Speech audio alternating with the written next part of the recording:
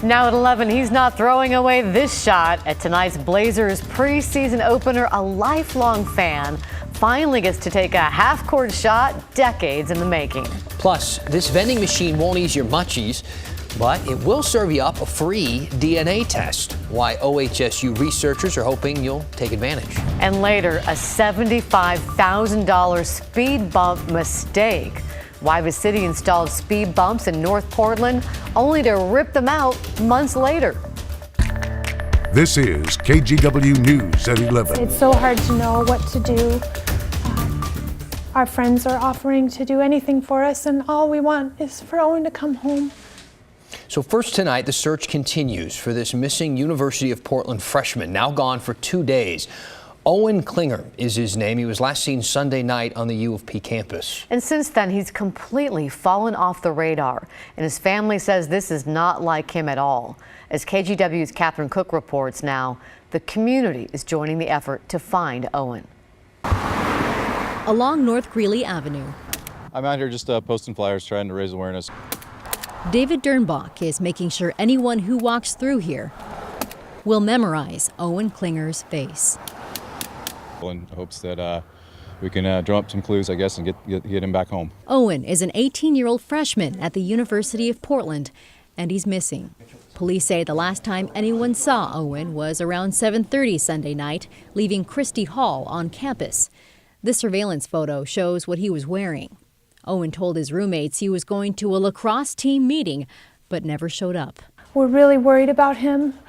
We're worried that he's not safe. Owen's mom, Mary Klinger, has no idea where her son could have gone, and she's scared. I was really hoping that when I got out of bed this morning that yesterday would have been just a nightmare that I was waking up from. Bank records show Owen withdrew money from an ATM at some point on Sunday, and Owen's phone went dark early Sunday evening. Before that, his mother says Owen was always in touch. He was really doing well. Our exchanges with him, as I said, over the weekend and this fall have been really positive about his on-campus life and activities that he was joining in on campus, and he was looking forward to fall break. Owen grew up in Northeast Portland and went to Grant High School, so he knows the area. Picture of the map, the flyer, and a picture of him last seen. At his family's home, friends and loved ones are organizing search efforts by phone, foot, and social media, hoping it will bring Owen home. Volunteers like David Dernbach determined to do whatever they can to make a difference. Hopefully they recognize him and contact the name and number on the flyer. We're thinking about the family out there, and thoughts and prayers go to them. Owen's mom says the U of P got a ping off Owen's cell phone around 8:30 Sunday night near TriMet bus stop on the edge of campus. Police are working with TriMet to see if possibly Owen may have boarded a bus. Anyone who's seen Owen since Sunday night is asked to call 911. It is so worrisome. I really feel for his family, his poor mom. Yeah, you hope that they have a little bit of a lead now with there being as many cameras and things out there. Hopefully somebody will see him. We can hope. All right. Thank you, Catherine. Catherine, appreciate it. Speaking of cameras and spotting things, you remember this video here. We have an update for you. This is that car prowler in Beaverton. He gets caught right in the act. There he is. Someone's dash cam shines a light right in his face as he gets busted. Today, he was actually busted by police. Trayvon Harrison turned himself into Beaverton police after they identified him as that prowler. And as it turns out, Portland police wanted to chat with him, too, for much more serious things. Harrison was also wanted for a shooting back in June in Southeast Portland. So after he was cited for breaking into cars in Beaverton, Portland police booked him on much more serious charges, including attempted murder. New tonight, a Mercy Corps board member has resigned, and the CEO is apologizing in the wake of a bombshell investigation by the Oregonian. It found co-founder Ellsworth Culver sexually abused his daughter for years, and the organization knew about it and did not act. The Oregonian reports in the 1990s, Culver's daughter disclosed the abuse that had happened when she was a child. The Oregonian's investigation details how Mercy Corps investigated the claims, eventually deciding that Culver would remain in senior leadership at Mercy Corps. The board member who led that investigation, Robert Newell, has resigned. Current Mercy Corps CEO Neil Kennegeyer said he has requested an independent review of what happened. And in a statement, he wrote, in part, the details of sexual abuse allegations made against Mercy Corps' late co-founder, Ellsworth Culver, in the Oregonian are horrific. Had I known this information when I joined Mercy Corps as CEO in 1994, Ellsworth Culver would not have remained at the organization. When Ms. Humphrey reached out to Mercy Corps in 2018, we had an opportunity to right a wrong. Instead, we failed her with our response. She should be commended for her courage in bringing these issues to us, and we didn't do enough to listen to her. We added to Ms. Humphrey's suffering, and for that, I am deeply sorry and profoundly apologetic.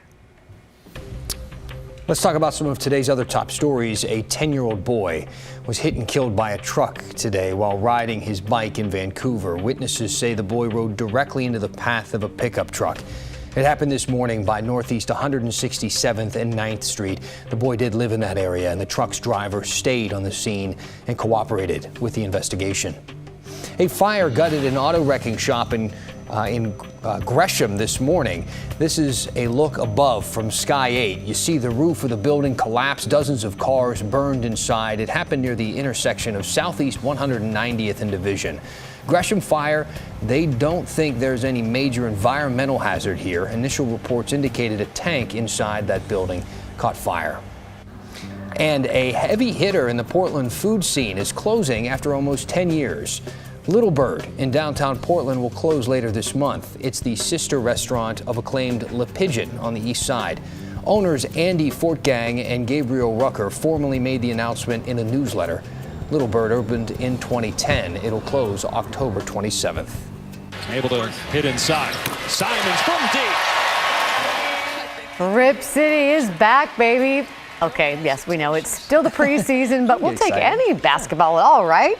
Unfortunately, it wasn't the outcome we were hoping for tonight. They lost to Denver at Memorial Coliseum, 105-94. I wouldn't get too worked up about it. It's preseason, but it was a really special night for some new guys on the team and some longtime fans.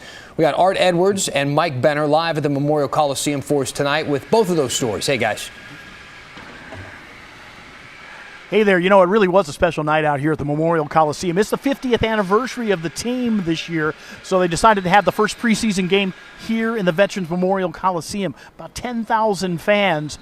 They had a great time, and Mike Benner was able to catch up with some special fans today. I'll tell you what, Art, it was all about the feels. The fans, for the players, for the coaches. In fact, I think one of the biggest roars of the night came when Coach Terry Stotts walked on to the court wearing that suit from, what, the 70s? He said he bought it 22 years ago in Seattle. Impressive. It was a really neat night, and for one North Portland man, it was a chance to take care of some unfinished business. Take a look.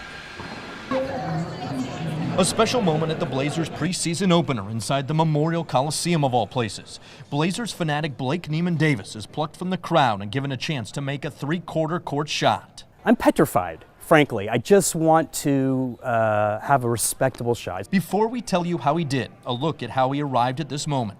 Blake has been a Blazers fan since his early teens. He's seen a lot of games inside the Coliseum. At one of the games in 1986, he was randomly chosen to shoot a three-quarter court shot for $100,000. When he asked me how old I was, and I said, oh, I'm 17. I mean 18, because immediately I knew that there must be an age limit. And he looked at me and said, I'm sorry, but unfortunately we're not going to allow you to shoot it because you're not of age. Count that among some of the countless memories Blake has of the Coliseum, where on Tuesday night, the Blazers tipped off their season-long celebration of their 50th anniversary. And boy, was it a special evening. Some of the Rip City legends came back, like Coach Roland Todd. You leave, but you don't really feel like you ever left, because I always kind of kept track of what was going on and who was doing what. And one of Coach Todd's biggest cheerleaders was season ticket holder Vince Powell, who on Tuesday night returned to the very building where his love for the Blazers really took off. It's really neat because we had come to games here for 27 or 28 years. And that brings us back to Blake Neiman Davis on the hardwood for a chance at redemption, if you will. The now 50-year-old stood at the free throw line at one end of the floor and threw it towards the basket on the other end. As you can see, it wasn't the result he was hoping for, but talk about a special memory. It's harder than it looks. It's nerve-wracking, although you get down there and you sort of forget about everybody, and I just honestly wanted to enjoy the moment, and I really appreciate my basketball. It just, it was a long time coming. I just didn't want to blow it, and I felt like I did all right. All right, so $100,000 wasn't on the line like it was back in 1986, but Blake did walk away with a signed basketball. He was appreciative of that. And I'm appreciative of John Canzano, who first reported Blake's story, and that gave us a chance to catch up with him. And Art, speaking of catching up, you caught up with some of the players after tonight's game. Yeah, I got a chance to get in the locker room, talk to some of the guys after the game. I tell you what, they were really excited about the idea that they got to play somebody besides themselves. They've been practicing for about a week now, but, it's not the same when you play the same old guys in practice. Guys you kind of know. They've been working out actually since September. So they were happy to get out there on the court. I was able to talk to a couple of the new guys, Hassan Whiteside and Kent Bazemore, after the game. I thought we played extremely hard. I thought defensively we were solid. Obviously we're going to watch some film tomorrow and clean up some things. But for the first night, and everybody that stepped on the floor played extremely hard, like I said earlier. And I'm looking forward to it. I had a really, really great time tonight. It was fun, watching these guys play. It was great. It's a great experience. But I think it was really great for the fans coming out here and getting a beginning a look of getting some basketball back, for all the basketball fans out there. I know it's preseason, but getting to see the ball go up and down the court. It was nice to see the basketball go up and down the court for a change. About 10,000 people here tonight. They had a really good time. They get another shot at a preseason game on Thursday, although it's going to be over at the Moda Center. They play Maccabi Haifa in a game. Won't be televised, so if you want to see it, you got to go. All right. Yeah, back to you guys. All right, fellas, thank you. Hey, maybe starting things off at the Coliseum will bring some old-time luck. Well, let's hope so. This year to the That Blazers. Spirit of 77. Thank you, guys. Still to come, your genetic analysis coming right up. Why OHSU is offering up free DNA testing courtesy of this vending machine. Plus, just a few months after installing new speed bumps in North Portland, the city already ripped them out. Let's face it, it's just money spent foolishly. Next, a KGW investigation into a $75,000 mistake that has taxpayers footing the bill. I'm Matt Safino. Somewhere over the rainbow, there's warm weather, but not here. Look at this. Our temperatures are running 21, 24 degrees colder than this time last night. We're already in the 40s, and the cooling has just begun.